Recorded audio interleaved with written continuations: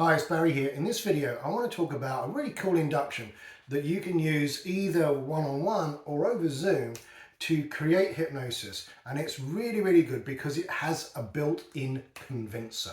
So it's really, really important because so many times when you're working with clients who've been hypnotized before, you'll often hear this thing of like, I went to another hypnotist, I don't think I was hypnotized. And it's typically because the person just used some sort of progressive muscle relaxation type induction and didn't do any tests. As a result, the person was nice and relaxed, but they didn't think they were hypnotized because they could hear every word, things like this. So first of all, it's really important to understand what the purpose of an induction is. And some of you who've maybe seen some of my videos before, this will be a sort of a bit of a recap, but from my perspective, the purpose of the induction is not to induce an altered state of consciousness, a trance, or relaxation. That's not to say you cannot use an induction to create those, but that's not hypnosis. Hypnosis is not an altered state, it's not a trance, it's not relaxation, it doesn't need any of those things to exist. If you look at some of the research over the years, which is called the non-state theory of hypnosis, you'll find that there's some definitions of hypnosis that are really, really useful. And if you understand that, it makes life so much easier. And this definition comes from a researcher called Sabin. And his definition of hypnosis is a suspension of disbelief and believed in imaginings. Now, if you take this on board, this makes it really easy because not only does it explain hypnosis, but it also explains how people do problems. They believe what they're imagining. You know, the person who's got anxiety, say for example, a few weeks ago I worked with yet another young man who was getting married and he was terrified of giving the speech at his wedding. And he's sitting in my office and I said to him, when you think about giving this speech, what's running through your mind? And he goes, oh my God, I just imagine everyone staring at me with these big bug eyes and I'm absolutely terrified. And as he's telling me this story, he's starting to get terrified in my office.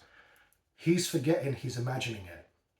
He's imagining what it would be like, forgetting he's imagining, and his body is responding as if it's actually happening.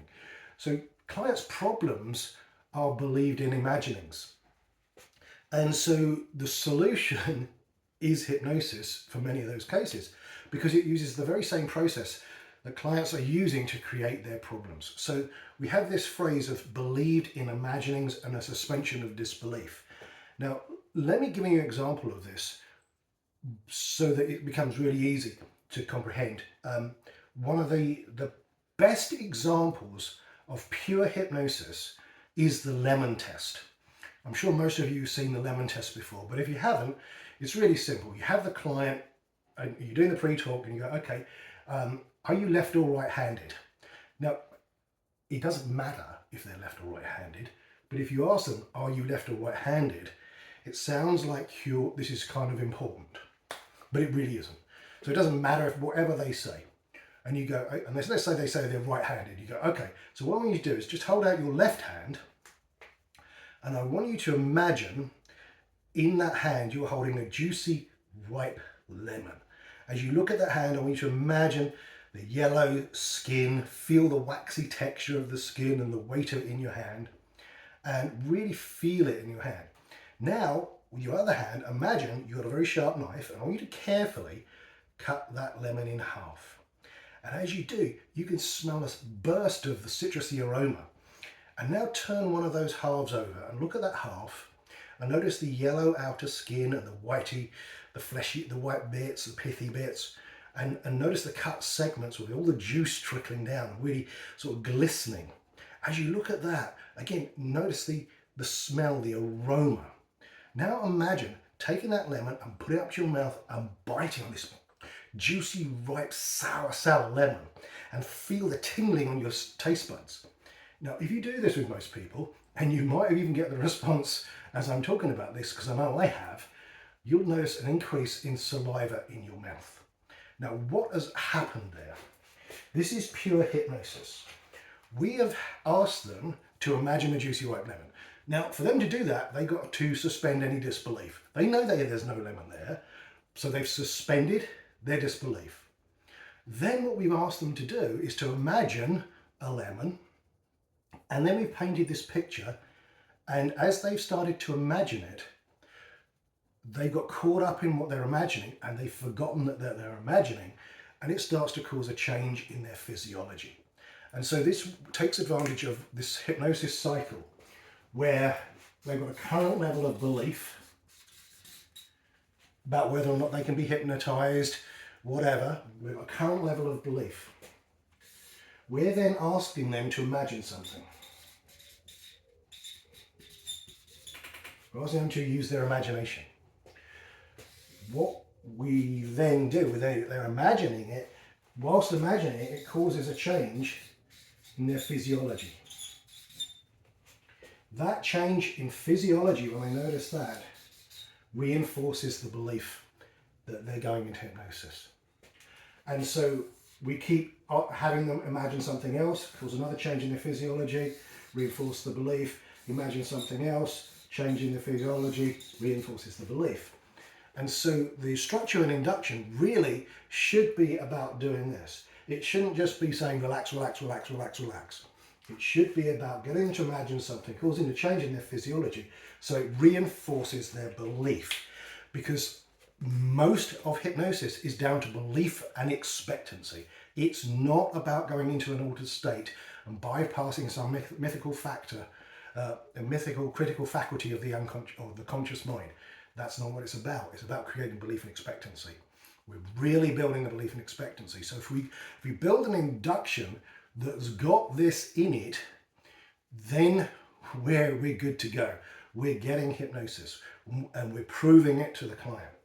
So this particular induction, the hand to face induction, is a really good way of doing it because it creates a physiological change which reinforces the belief, and around we go. So basically what we do any type of setup. So what that could be, okay, I want you to go and sit in the hypnosis chair, take a deep breath, close your eyes, whatever. And for those of you who like to cling on to the progressive muscle relaxation thing, you might do a quick body scan. So have them, imagine a wave of hypnosis flowing down from the top of their head down to the tips of their toes, whatever it is. And then you say, in a moment, I'm going to have you bring your hand up to your face, fingers pointed upward, lightly pressed together. I'm then going to have you open your eyes. I want you to just pick a spot on that hand. Just pick one spot only. And as you pick one spot open only and you focus on that one spot only, a curious thing is about to happen. So they're sitting there in the chair. You say, all right, now bring your hand up in front of your face, fingers pointed upward, lightly pressed together. Okay. Now open your eyes and pick one spot on one spot only. So they open their eyes and they focus on the spot. And now you start staying. And as you look at that spot, your fingers are going to begin to start spreading apart. Now you don't have to make it happen. You don't have to try and stop it. Just focus on that spot and just allow things to begin to take place. And what's going to happen is, because they're in this kind of relaxed mode, what's going to happen is their fingers are going to start spreading. And this is a normal physiological response. But we're tying suggestions to it. And we can even then say, you can even imagine, like maybe there's a piece of string either side of those fingers, fanning those fingers about. So you gesture in front of them, pantomiming, pulling this piece of string, fanning their fingers. And you may begin to wonder which finger's going to move next. Will it be the little finger? Will it be the ring finger or the forefinger or the thumb? There you go. There you go. That's right. That's right. There you go. Good. Excellent. Very good. And now just take a deep breath and close your eyes. So now we've created this physiological response. We've had them imagine the fingers spreading open with a piece of string. We've got this physiological response. It reinforces the belief in hypnosis. You can then take that and go into any other kind of tests or convincers, like a swallow reflex, like a heavy arm catalepsy, numbness in the hand, whatever. But the purpose is you're creating a physiological response. You're having them imagine it. The physiology causes a change. It reinforces the belief. And now you have hypnosis. So this is a really, really cool way. And you can do this over Zoom. It's really, really easy. Unlike a lot of the tests, obviously things like glove anesthesia, you can't do that over Zoom. So something like this is really easy. Just have them bring their hands. Now, if you want to stack the deck even more so, and you might want to try this, have them turn their palm up the other way. So before you actually start the induction, say, okay, in a moment, I want you to, before we do the induction, I just want to show you what I'm asking you to do. I'd like you to bring your hand up in front of your face, fingers, palm facing away from you, fingers pointing lightly up. Now, try this now as I'm talking to you. And start off with your fingers lightly pressed together, and then notice what happens as I start talking. Because what's going to happen is, as you start paying attention to me, your fingers are going to start separating, because it's a normal physiological response. And you can then tie suggestions to this. As a result, you have them imagine a piece of string fanning, pulling those fingers out.